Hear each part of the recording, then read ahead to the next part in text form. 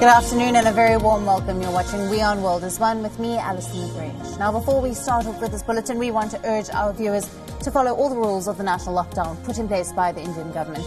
Stay home, stay safe and save lives. Practice social distancing. Do not indulge in panic buying. The supply of essential services has been assured. Now, there is no need to queue up outside shops because even that risks your lives and those of others. Now, let's take a look at the stories making headlines. We're going to cross straight into कोविड-19 से निपटने के लिए पूरे देश में lockdown को 3 मई तक बढ़ाया गया है और इस संबंध में गृह मंत्रालय ने 15 अप्रैल को विस्तृत दिशा निर्देश जारी किए थे, जिनके अंतर्गत 3 मई तक संपूर्ण देश में कुछ एक्टिविटीज पर आवश्यक तौर पर रोक लगाई गई थी। साथ ही वो एरियाज जो हॉटस्पॉट्स या कंटेनमेंट जोन में नहीं है, खासकर ग्रामीण क्षेत्र, वहां पर अर्थव्यवस्था की एफिशिएंसी को बढ़ाने के लिए तथा कृषि कार्यों को कार्यात्मक बनाए रखने के लिए 20 अप्रैल तक कुछ अतिरिक्त गतिविधियों की अनुमति दी गई है।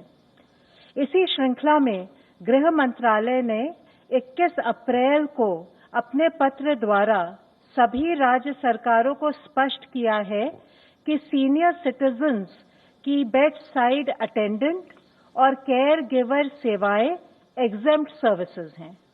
इसके अलावा पब्लिक यूटिलिटीज में प्रीपेड मोबाइल कनेक्शंस की रिचार्ज फैसिलिटी भी एग्जेम्प्ट सेवाओं में शामिल है। जरूरी वस्तुओं की उपलब्धता को ध्यान में रखते हुए यह फिर से स्पष्ट किया गया है कि शहरी क्षेत्रों में स्थित खाद्य प्रसंस्करण उद्योग जैसे milk processing units, bread factories, आटा और दाल मिलों को भी छूट प्राप्त है। गृह मंत्रालय ने अपने 21 अप्रैल के आदेश द्वारा बीज और हॉर्टिकल्चर प्रोड्यूस के आयात निर्यात संबंधी सुविधाओं को, कृषि और हॉर्टिकल्चर के क्षेत्र की रिसर्च संस्थाओं को तथा मधुमक्खी उत्पाद एवं शहद संबंधी आवाजाही को छूट दी है। विद्यार्थियों के लिए शैक्षिक किताबों की दुकानों और गर्मी के मौसम को देखते हुए इलेक्ट्रिक फैंस की दुकानों को खोलने की अनुमति भी दी गई है। लाखों भारतीय मर्चेंट शिपिंग वेसल्स पर काम करते हैं। ऐसा देखने में आ रहा है कि भारतीय सी फेयरर्स लॉकडाउन की वजह से जहाजों पर स्ट्रैंडेड हैं या जहाजों पर ड्यूटी ज्वाइन नहीं कर पा रहे हैं। इस वजह से ये चिंता भी है कि अन्य देशों के सी फेयरर्स ऐसे जहाजों पर भारतीय सी फेयरर्स की जगह ले सकते हैं।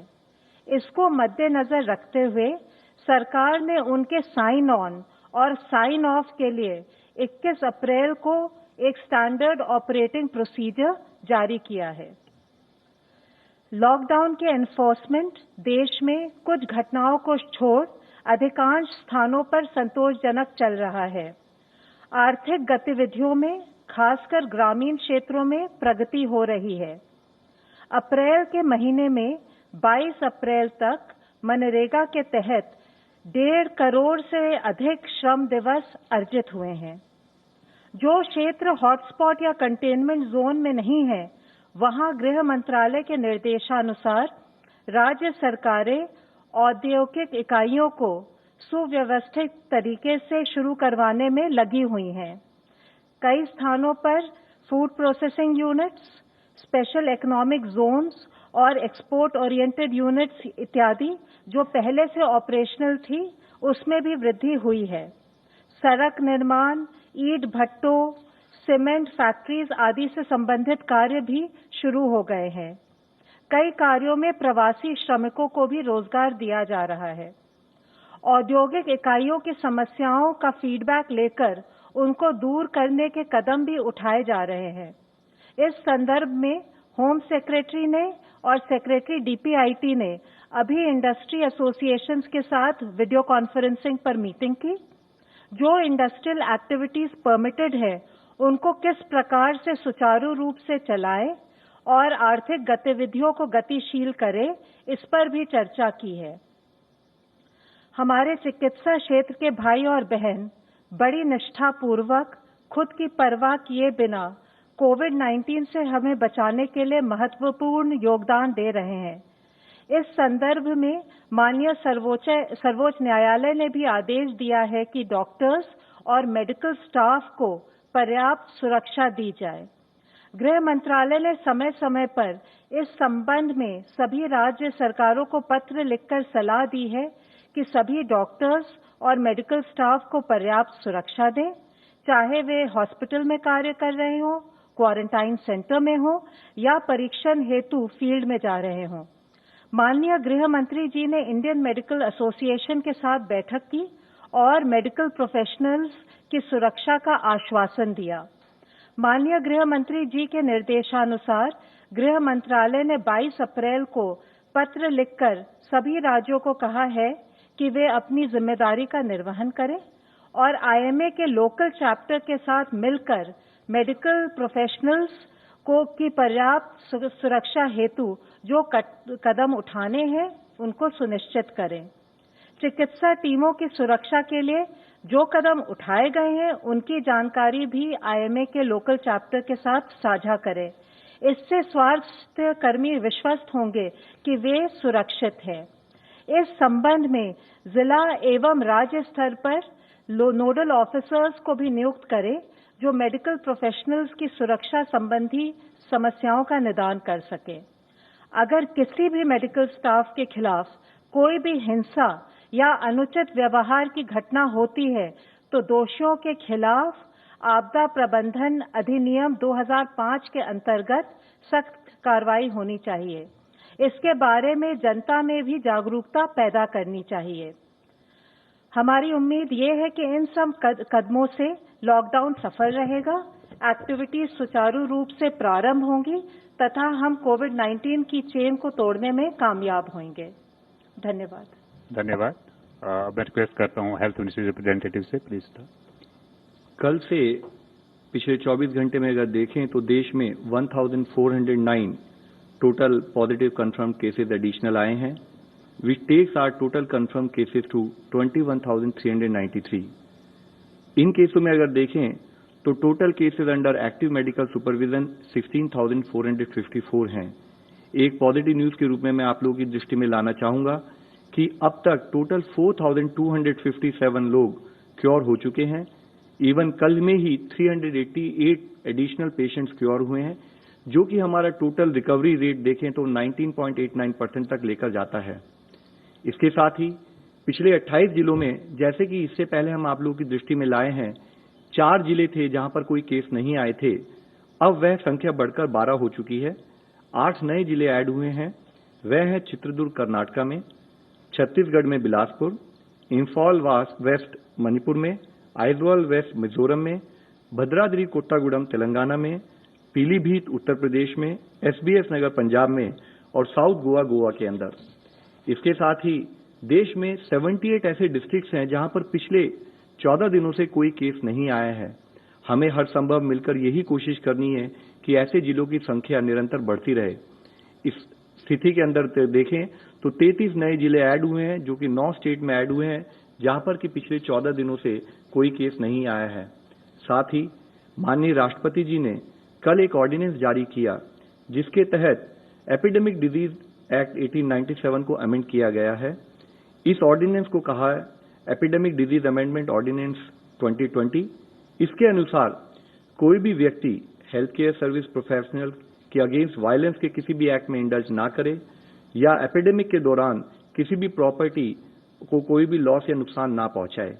अगर कोई भी व्यक्ति हेल्थ केयर सर्विस प्रोफेशनल के साथ वायलेंस कमिट करते हैं या तो उनको 3 महीने से लेकर 5 साल तक की सजा दी जा सकती है। साथ ही 50,000 रुपए से लेकर 2 लाख रुपए तक का फाइन भी उनके ऊपर लेवी किया जा सकता है। इसके साथ ही अगर कोई किसी हेल्थ प्रोफेशनल को जो कि एपिडेमिक ड्यूटी में लगे हुए हैं उनके साथ कोई ग्रीवियस हर्ट अगर उनको देते हैं तो उसकी सजा बढ़कर 6 महीने से 7 साल तक हो सकती है और फाइन भी 1 लाख रुपए से 5 लाख रुपए तक उस पर लगाया जा सकता है। इस एक्ट के तहत किया हुआ कोई भी ऑफेंस कॉग्नाइजेबल है और नॉन बेलेबल रहेगा।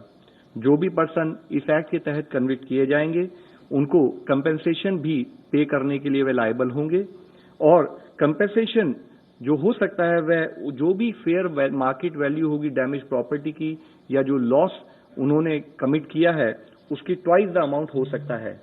मेरी आप सब लोगों से यही विनती है कि हमारे जितने भी कोविड योद्धा हैं हमें उनका सपोर्ट लेना है। हमें ये जानना चाहिए कि वह सब हमारे आदर और सम्मान का पात्र हैं। इसके साथ ही आरोग्य सेतु के बारे में हम विभिन्न माध्यमों के जरिए आपसे बात कर रहे हैं। इसी श्रृंखला में मैं दिखाना चाहूंगा सेतु मेरा बॉडीगार्ड है और आपका भी।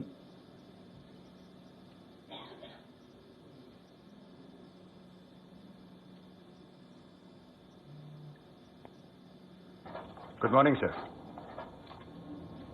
आप कौन? सर मैं आपका नया बॉडीगार्ड सेतु। सेतु? लेकिन मेरे पास तो ऑलरेडी बॉडीगार्ड्स हैं।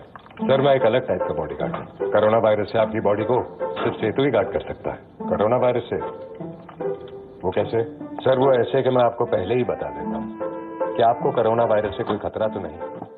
अच्छा, आपके आसपास कोई कोरोना पॉजिटिव हो तो मैं आपको पहले ही अलर्ट कर देता हूँ।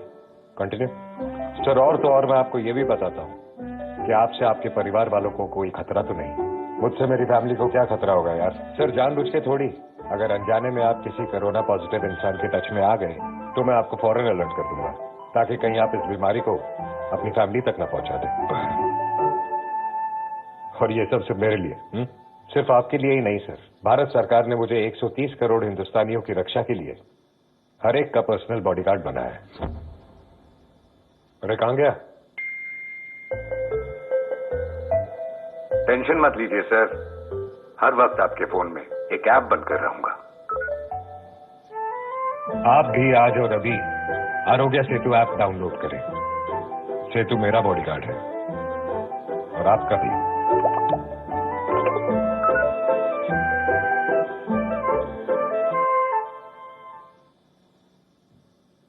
Today, we are also joined by Mr. C.K. Mishra, Director ICMR and Director AIIMS. आप सब लोगों को विदित है कि कोविड की इस लड़ाई में, इस महामारी के युद्ध में गवर्नमेंट की तरफ से 11 एम्पावर्ड ग्रुप बनाए गए थे गाइडेंस के लिए, और उसमें से एक ग्रुप नंबर 2 जिसका मुख्य कार्य है कि अवेलेबिलिटी ऑफ हॉस्पिटल्स, क्वारंटाइन और आइसोलेशन फैसिलिटीज, डिजीज सर्वेलेंस और टेस्टिंग के विषय में गाइडेंस देना, काम करना। अब मैं रिक्वेस्ट करूंगा सीके मिश्रा साहब से कि फर्दर हमें बताएं please.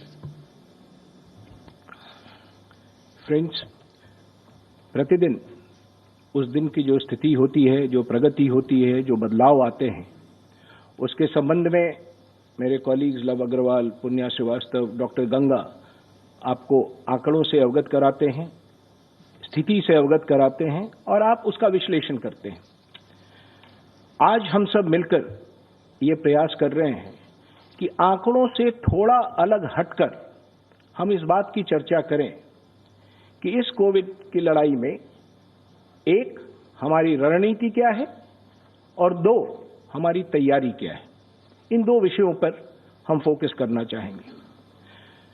As you are aware, we are passing through very very challenging times.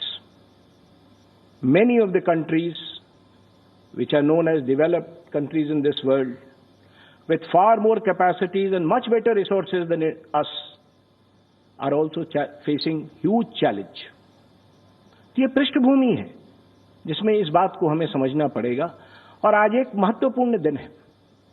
आज लॉकडाउन के 1 महीने पूरे हुए हैं। तो इस 30 दिनों में हम कहां थे, कहां पहुंचे हैं और हमने क्या तैयारी की है, इस पर संक्षेप में मैं आपके समक्ष सारी बातों को रखना चाहूंगा। The first and foremost issue is what has this 30-day lockdown done. मुझे ये पूरा एहसास है कि this has brought hardship to many people, but we must express our gratitude to all the people of India who are facing this hardship today so that we can save lives in future. और हमारा मूल जो मंत्र है वो है कि हम जिंदगी कैसे बचाएं और लोगों को ठीक कैसे करें। 3 प्रमुख चीज हैं जिसकी ओर मैं आपका ध्यान आकृष्ट करना चाहूंगा जो 30 दिनों के लॉकडाउन में हुए हैं। पहला, we've been able to cut transmission, minimize spread and increase the doubling days, as Love Agrawal has always been speaking to you. Second, we have been able to consistently ramp up our testing. And third, we have been able to utilize this time gainfully for preparing ourselves for the future if the virus spreads further, and anyway, whatever is required to be done, we will need to do. So there has been a lot of action during these 30 days. हजारों लोग, ना सिर्फ हम जो दिल्ली में बैठे हुए हैं, फील्ड में हजारों लोग इस कार्य में लगे हुए हैं, और लोगों ने मिलकर और सरकार ने कई सारे ऐसे कदम उठाए हैं जिसने ये सुनिश्चित किया है कि in these 30 days we remained more or less stable. And that is the first thing that I want to bring before you. And one of the critical tools, एक अहम हथियार जो हमने इसमें इस्तेमाल किया है, वो टेस्टिंग. और when I say testing, it is RT-PCR testing, जो हमें बताता है कि मरीज को बीमारी है या नहीं है. अब अगर हम टेस्टिंग को देखें तो मैं सिर्फ एक आंकड़ा आपके समक्ष प्रस्तुत करना चाहूंगा. 23 मार्च को हमने पूरे देश में 14,915 टेस्ट किए थे. On the 22nd of April, we have done more than 5 lakh tests. If you do a rough calculation, it is about 33 times in 30 days. But we are conscious of the fact that this is not enough, and we have to continuously move ahead and ramp testing in this country. We will continue to do that. हमने ये भी देखा है, और श्री अग्रवाल ने भी बताया, कि इस अवधि में हमारे नंबर ऑफ पॉजिटिव केसेस में भी बढ़ोतरी हुई है, और हमें उस बात को ध्यान में रखना है जब आप अपनी टेस्टिंग स्ट्रैटेजी बनाते हैं या हॉस्पिटल की स्ट्रैटेजी बनाते हैं. तो मैं संक्षेप में कुछ चीजें आपके समक्ष रखना चाहूं, so that we are able to appreciate what is happening, and always keeping this at the back of our mind, that this may not be enough and we need to continuously work to do more and more on this. Let us look at this. This shows the figures of these 30 days and how the number of daily tests have gone up and how the new positives have gone up. So this is where we stand today, what we've been doing, and what we've been trying to achieve. Let us now move a little further on this and see how cases have moved in India. This is how the positive cases have moved in India. The only point that I would like to make here is that the growth has been more or less linear, not exponential. What that tells us is that there are certain strategies and work which has helped this be contained to a particular level. Now let us move on to see beyond this what has been the story of positivity to testing during these 30 days. If you see this slide carefully, what it will really tell you is that during this period, we are more or less, लगभग हम उसी जगह पर हैं जहां हम एक माह पूर्व थे, यानी स्थिति बहुत बिगड़ी नहीं है. लगभग 4%, 4.5% लोग जो टेस्ट हुए थे वो पॉजिटिव निकले थे एक माह पहले, और अभी भी लगभग वही स्थिति है कि जितने लोग टेस्ट हो रहे हैं उसमें से जो प्रतिशत पॉजिटिव हो रहे हैं लगभग वही है, यानी कि हम एक कांस्टेंट लाइन, अगर आप इसको देखें तो वहां पर हैं. अब मैं इससे आगे बढ़ता हूं और हम ये देखने का प्रयास करें कि अन्य देशों की तुलना में हमारी क्या स्थिति है. It's a rough comparison, There can be no one-to-one comparison. Each country is different and each country needs a different strategy. But this is roughly a rough comparison that we have presented before you. What I would like to point at is this yellow line, if I can get my pointer there. Right at the bottom, that is India's story. And we have deliberately taken a case of 400th case on 23rd of March. What was the position when each of these countries had 400 cases and how they have moved beyond that? So this slide clearly tells us where we stand, and if you see, one of the countries which is, of course, done better is South Korea. But majority of the developed countries have had a story which is, it could be a combination of various things. This is not to say that we've done extremely well and things are going, but this is the current story. And based on this current story and the future projections, we need to evolve a strategy in this country. Let me also now just mention to you, while we are here on this slide, the fact that how has it happened in some of the other countries. So let me give you some numbers of that. If you look at the figures carefully, we are today at a 500,000 mark. 5 lakh test हमने आज किए हैं. US ने 5 lakh test 26 मार्च को किया था. They had found 80,000 cases to be positive. I'm giving you rough numbers. Italy ने ये मार्क 31 मार्च को किया था, and they had 100,000 people who were positive. 1 lakh लोग थे. यूके में ये समय 20 अप्रैल को आया, and they had 120,000 positives. Turkey में ये समय 16 अप्रैल को आया, they had 80,000 positives. इंडिया में ये मार्क 22 अप्रैल को आया और हमारे पास लगभग 20,000 पॉजिटिव केसेस थे.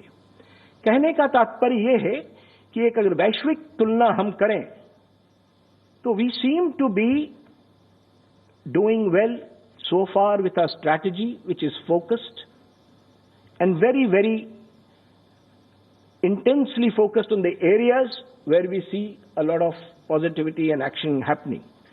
Of course, there are other countries which have done better. For example, South Korea has done better than this. So, given these facts, these actually, what do they show?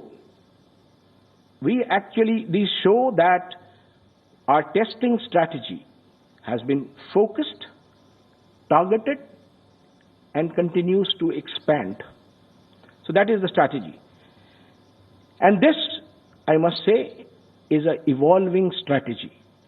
Because as we go on, we learn. हर दिन हम सीख रहे हैं. हर दिन हम सीख रहे हैं, अपनी स्ट्रैटेजी में बदलाव ला रहे हैं और इसको एक्सपैंड करते जा रहे हैं. अब प्रश्न यह है कि हमने ये जो एक्सपेंशन किया टेस्टिंग का, वो कैसे हुआ? Only thing I would like to mention here is that strategy is a response to a challenge. As the challenge changes, strategy has to change. And this is precisely what India has done. As the challenge kept expanding, the strategy kept changing, the expansion kept happening, and we will continue to do this in future also. So what is it that we did? Some of the quick points that comes to mind is, and please let us remember that it takes huge number of people across the country to implement the strategy on the field. We are a very large nation, very populous nation.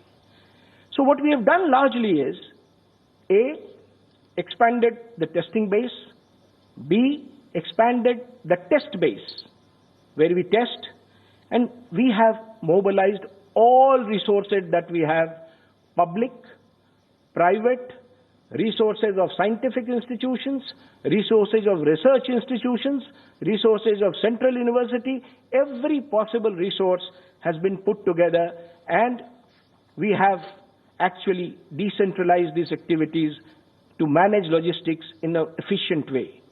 And when Professor Balram Bhargav speaks, He will give you the details of the gist that I have placed before you on how we have increased our testing strategy. So, in these last 30 days, there has been a lot of activity. We have expanded our testing, which we will continue to do and bring it to a much higher level in the days to come. And we've used every possible tool as a strategy to move ahead on this. The second aspect that I wanted to speak to you is about the hospital preparations. This period has been very gainfully utilized to review, assess, and ramp up the hospital capacities. And it is happening not just at Delhi, it is happening in the states, it is happening in the districts. In fact, now our focus is districts. Of course, currently, as I speak today, our hospitals are not overwhelmed. But the preparation has to be of a much higher order, given some of the projections that we have, given some of the baseline data that we have, and given the fact that we have limitations in our health system somewhere which we need to correct and expand. And our effort has been, again, to use all resources and over-prepare. I will show you the figures in a while. But what is our first goal? As far as hospitalization is concerned, our first goal, हमारा पहला प्रयास ये है कि लोगों को अस्पताल ना आना पड़े. That is our first strong leg of strategy. How will that happen? अगर लोगों को अस्पताल नहीं लाना है, तो जैसा माननीय प्रधानमंत्री जी ने बार बार देश के समक्ष रखा है, distancing, social distancing, discipline and taking care of the vulnerable, ये एक प्रमुख मुद्दा है कि जिसको इस संक्रमण का सबसे ज्यादा खतरा है, जो हमारे बुजुर्ग हैं, जो कोमॉर्बिडिटी वाले बुजुर्ग हैं, जो 60 साल की उम्र के ऊपर हैं, उनको कोमॉर्बिडिटी है, इस वर्ग को हमें सामाजिक रूप से सुनिश्चित करना है कि हम उसे सुरक्षित रखें.